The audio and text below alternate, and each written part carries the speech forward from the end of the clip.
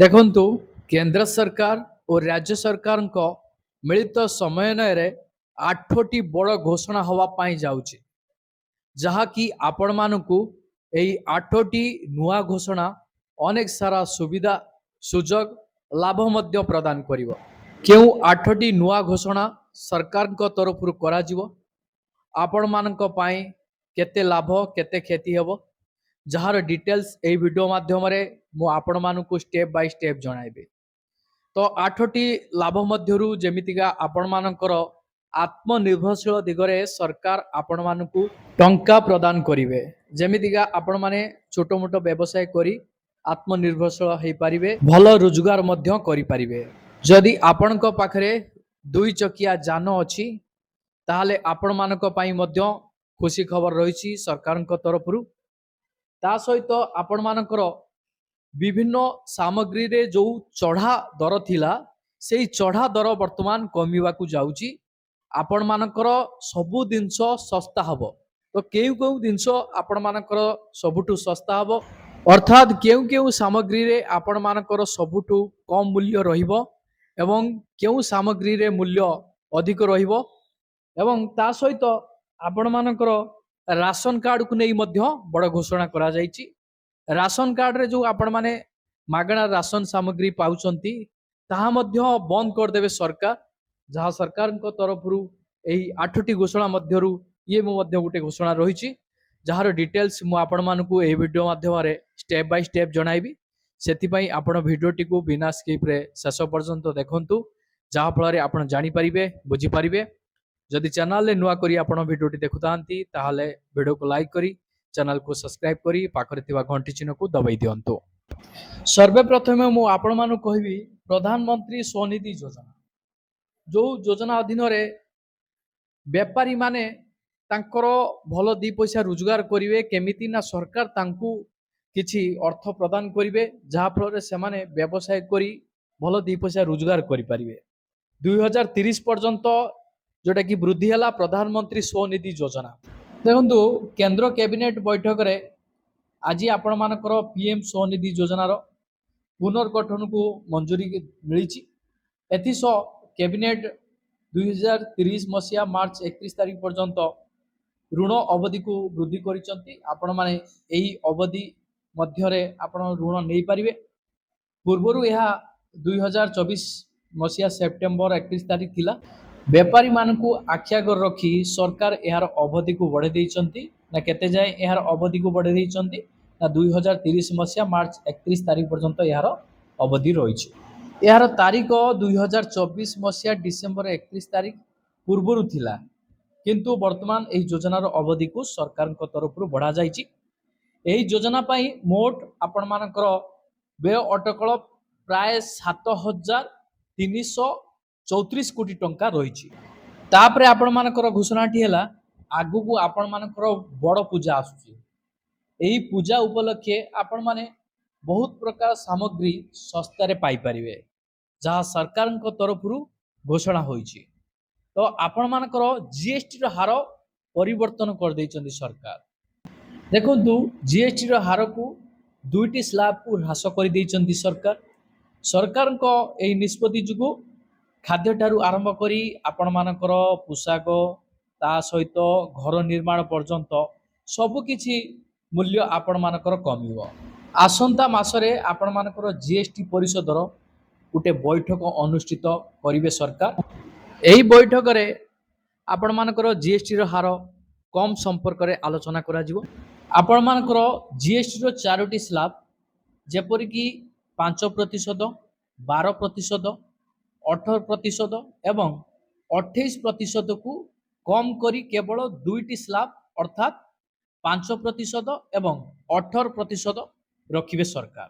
ଏହି ପରିବର୍ତ୍ତନ ଦୈନନ୍ଦିନ ଅତ୍ୟାବଶ୍ୟକ ଜିନିଷ ଗୁଡ଼ିକୁ ଶସ୍ତା କରିବ।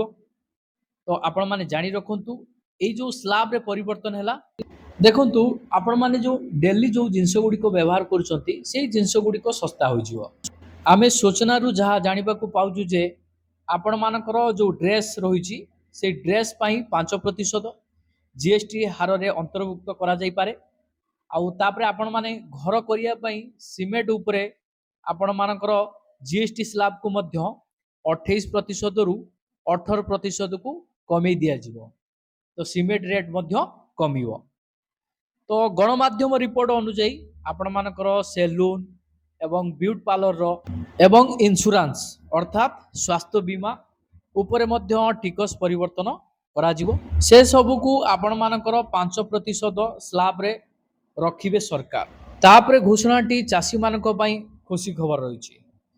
चाषींकर लाभ पाई बा चाषींकर सुविधा पाई कृषि मंत्री मध्य जो व्यापारी माने अछंती दलाल सेमानकु सावाड करिया पाई मध्य किछिटा पदक्षेप नैचंती। आपण मानकर पंजीकरण अवधि मध्य वृद्धि करा जायछि।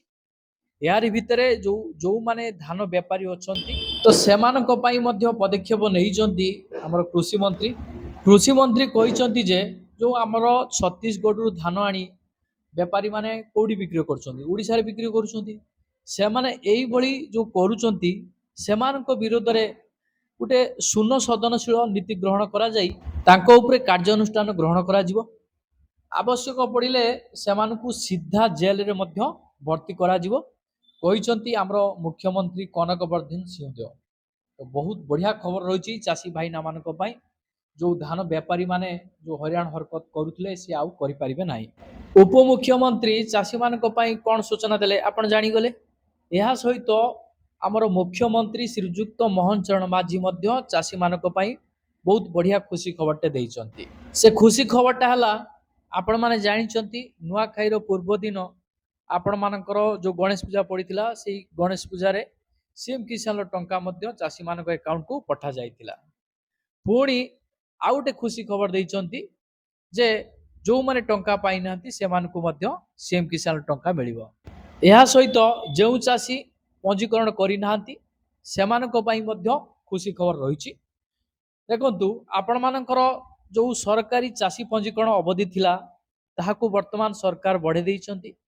ए नै मुख्यमंत्री मोहन चरण माझी मध्य जणैचंती समस्तଙ୍କୁ आपण मानकर खूब शीघ्र घोषणा करा जिवो।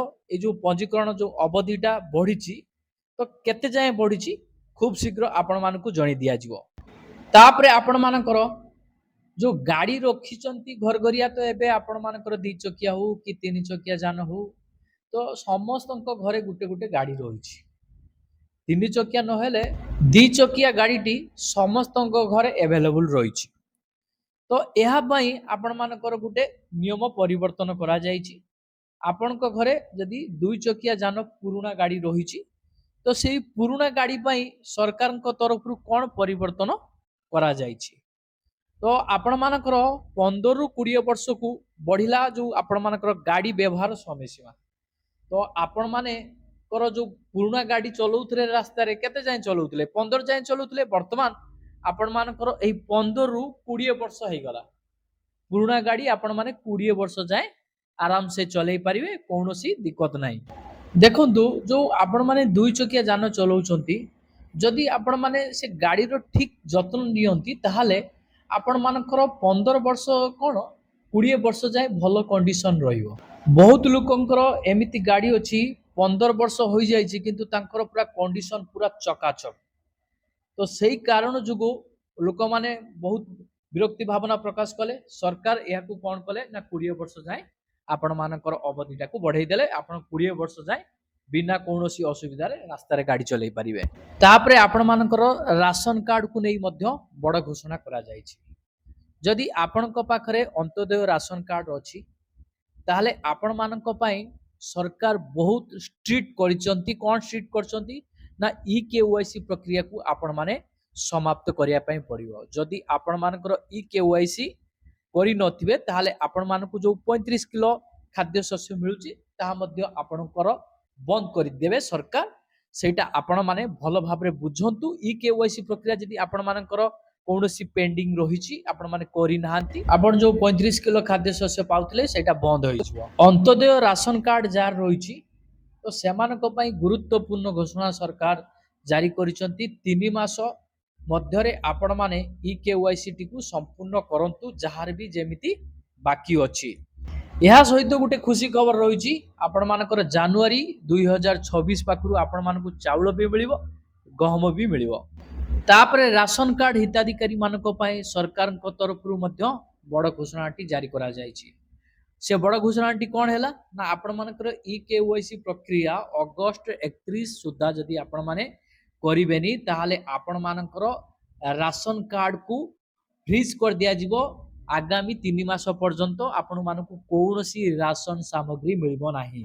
सरकार राशन कार्ड धारी मानकु जणैचंती जे तो आपण मानकर 0 रु 5 वर्ष पिलांकु छाड़िकी आउ बाकी जो सदस्य रहिचंती परिवार यूनिट केवाईसी करवाटा बाध्यतामूलक सेमानक पाए।